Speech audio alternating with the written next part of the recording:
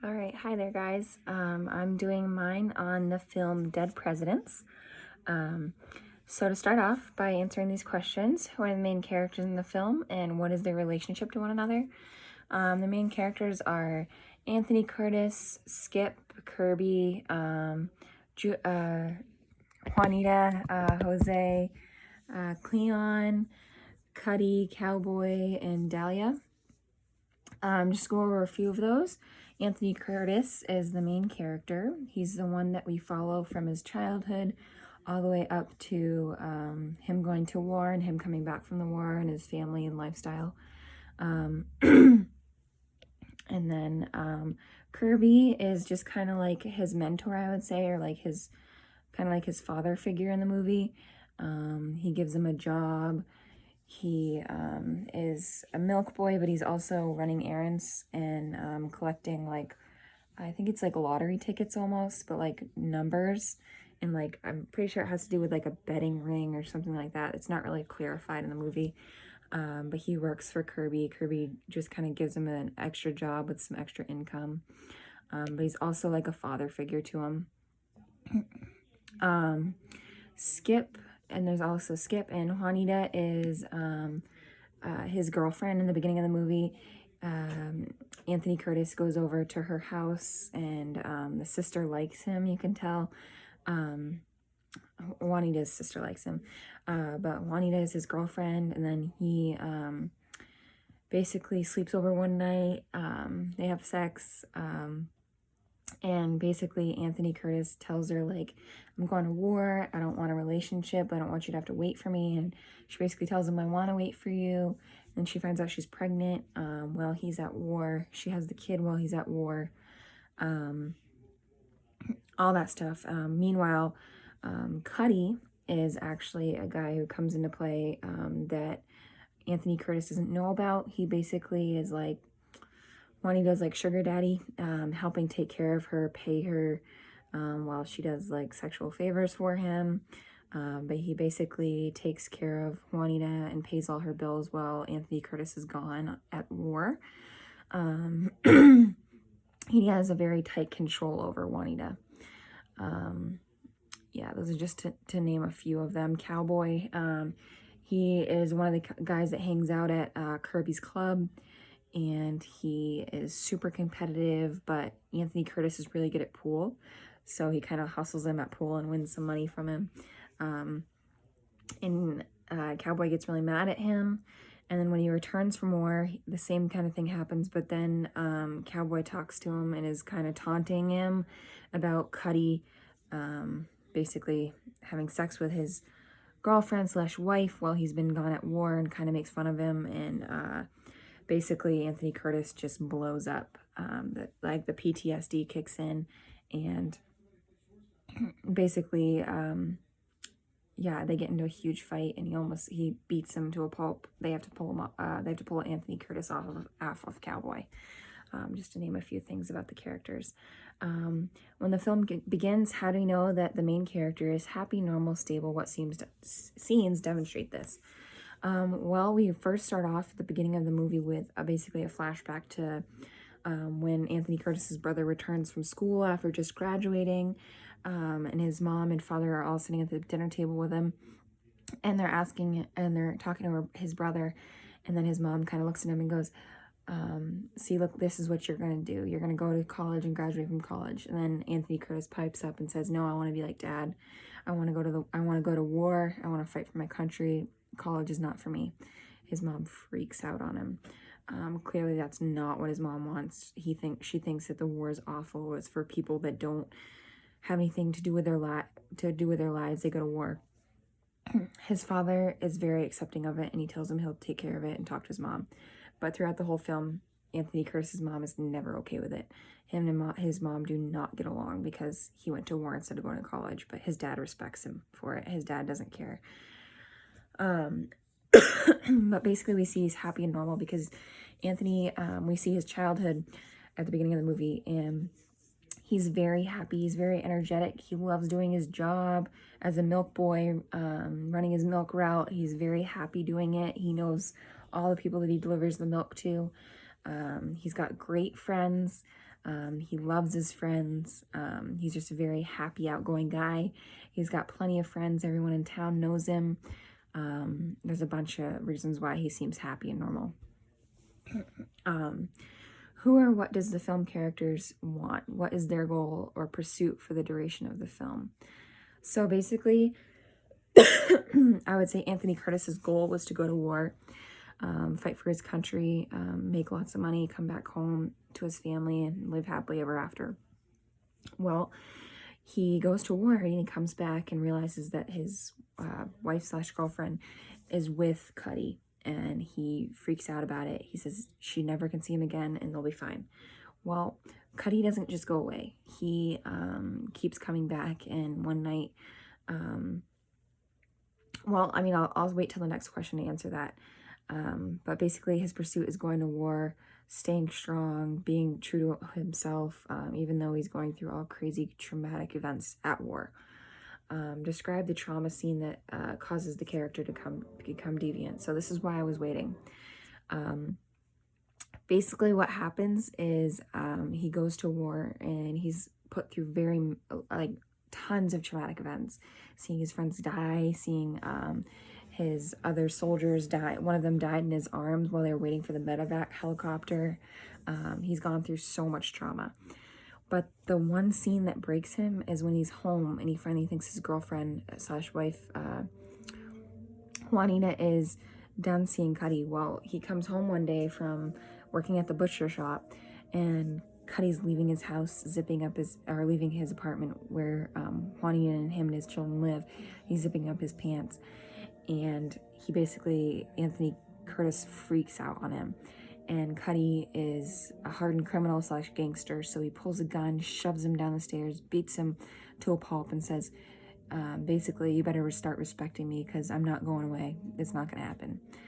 And he goes in, and Juanita freaks out on Juanita, shoves her, and at this point, he's an alcoholic too, I forgot to mention. And so then he just takes the alcohol because he knows Juanita doesn't like it when he drinks. He starts chugging alcohol, so he's drunk. And basically this just shoves him over the edge because the whole time he was at war, the one thing that was keeping him sane, was his wife and child. And now he knows that he can't just have his wife and child because he's got to share her with this other guy, and he's not going to have it. So he basically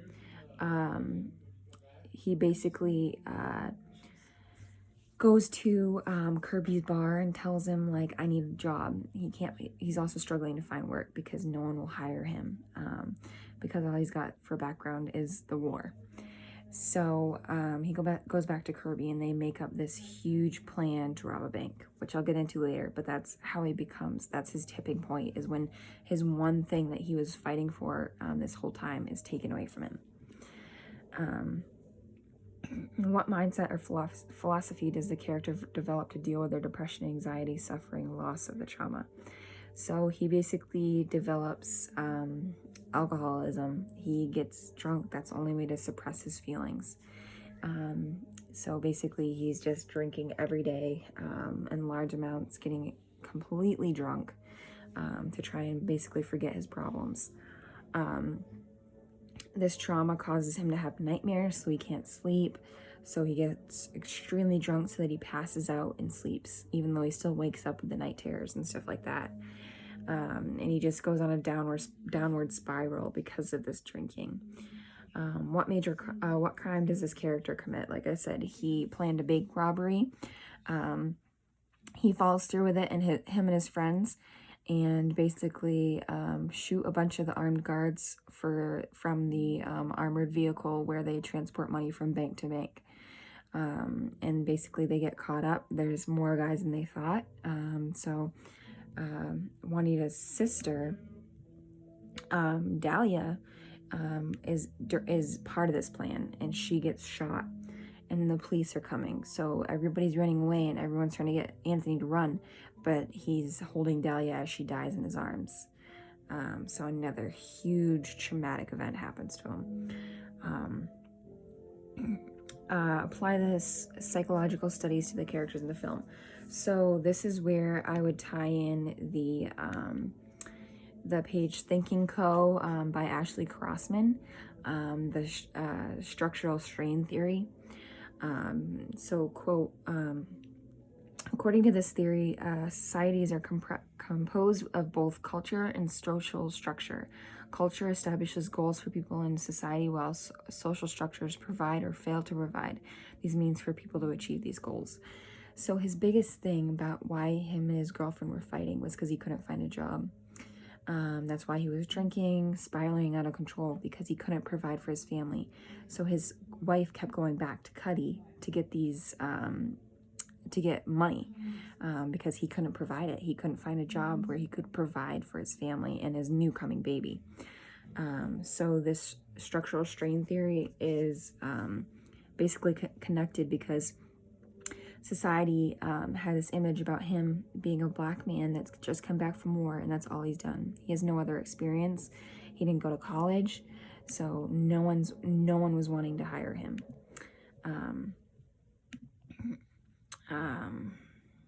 All right, and then who are the victims of the criminal deviant? So the victims are, one, Juanita, because she's been waiting for him to return all this time from war, and when he returns, he's this crazy, almost like, yeah, just crazy. He's not like he was before. He's an alcoholic.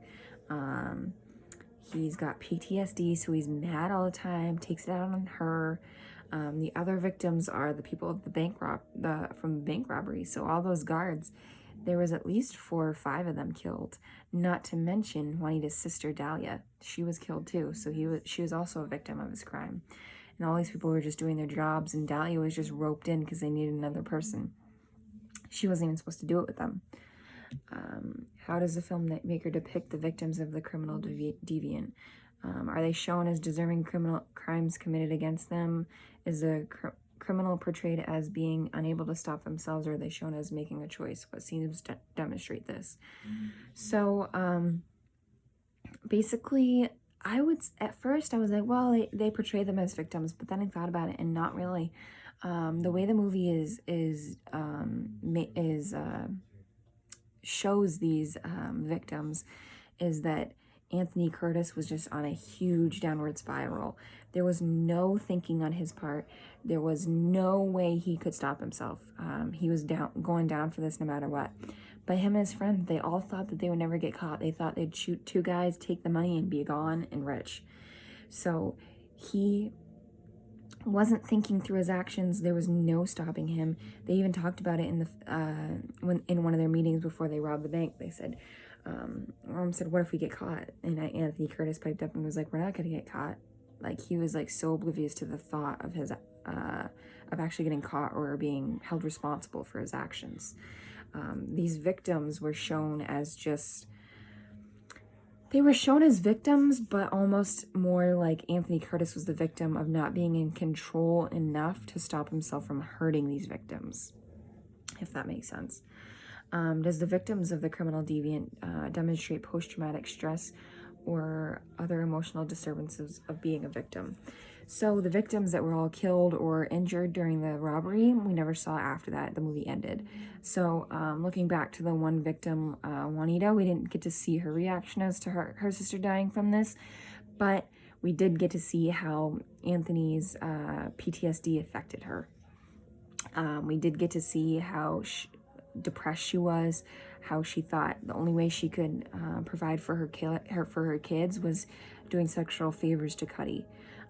So yeah, she showed lots of signs of depression, anxiety, fear of Anthony, all those things. According to scientific articles, lectures, and some of the other course actions that the character could have taken instead of becoming a criminal deviant. Like I mentioned before in that other article about the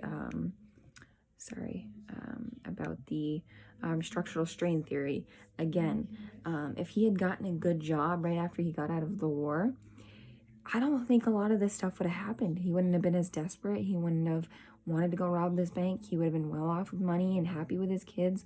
I don't know as far as Cuddy as how that would have played out, but I think that a lot of this stuff wouldn't happen if society hadn't judged him so hard and just given him a chance at a job. But also,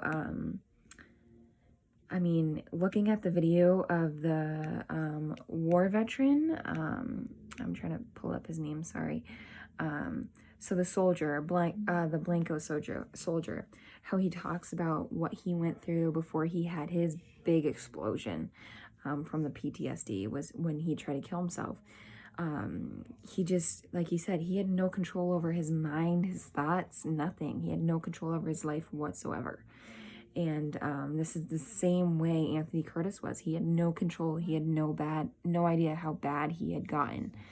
And like the other video of Debbie Mirza, when she talks about complex PTSD, this is exactly what Anthony went through. He went through complex PTSD because he went through several very traumatic events. Very traumatic events. So like she said, when you go through several of these big traumatic events, you get this complex PTSD, which is much harder to deal with and function with than regular PTSD. But yeah, that's my synopsis of the movie Dead Presidents.